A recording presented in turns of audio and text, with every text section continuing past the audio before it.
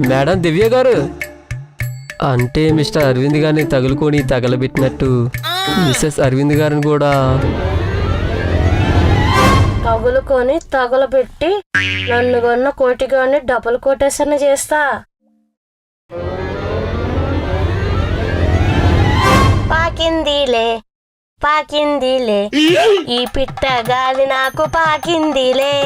అందిందిలే అందిందిలే నా పిట్ట కబురు నీకు అందిందిలే. అందింది. అయితే నీ పిట్ట కూడా నీ పిట్టలాగే. పుంజుల పాటకి విసిగిపోయిన పిట్టలు ఒకటే గూటికి చేరాయన్నమాట. ఇంకొంచెం సేపట్లో పక్కలకు కూడా చేరాలని కోరుకుంటున్నా. చేరతాయి. చేరి ఇరువురి పిట్టలు పాట పాడుకుంటాయి. పాడుకుంటూ పాటలోని చరణాలతో చెమటలు పట్టేదాకా చెలరేగిపోతాయి. నేను కూడా పుంజుల పాటలతో విసిగిపోయా. నువ్వు కూడానా? అవును. ఈ పుంజులు వాటికి కావాల్సిన పాట పాడి పడుకుంటాయి. అవును. పాటల ముందు రాగం తీయరు.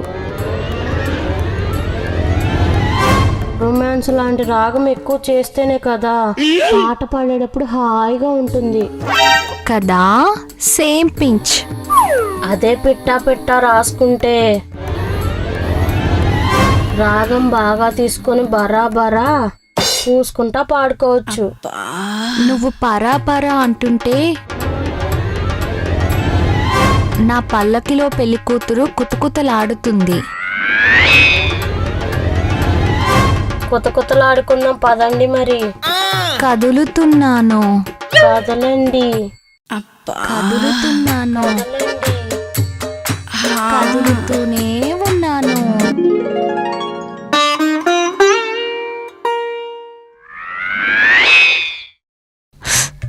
వీడియో మీ ఆయన వాట్సాప్ పంపితే నాకు విడాకులు ఇస్తారు. మీ ఇంట్లో వాళ్ళ వాట్సాప్ పంపితే నా చేతిలో ఉరితాడు పెడతారు. అలా జరగకుండా ఉండాలంటే ఏం చెయ్యాలి? ఏం చేయాలి? కోటివ్వాలి.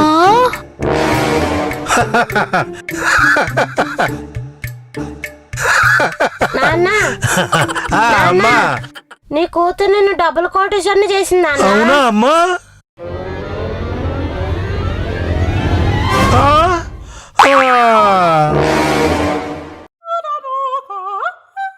నానా నానా, ఈయనేంటి కోట్ చూసి కాడిపోయాడు ఎందుకు కంపదీసి?